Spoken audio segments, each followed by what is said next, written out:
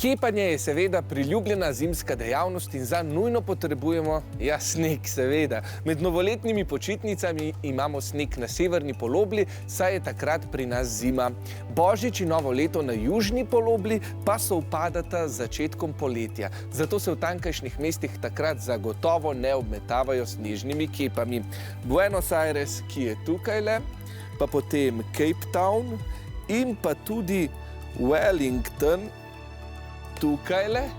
Ja, vsi ležijo na južni polobli, na severni polobli pa je le Tokio, ki pa je glavno mesto Japonske. To je tudi država, ki ima med vsemi pozimi največ snega. Zato lahko rečem le Jukigasen osimaso, oziroma pojdimo se kepat!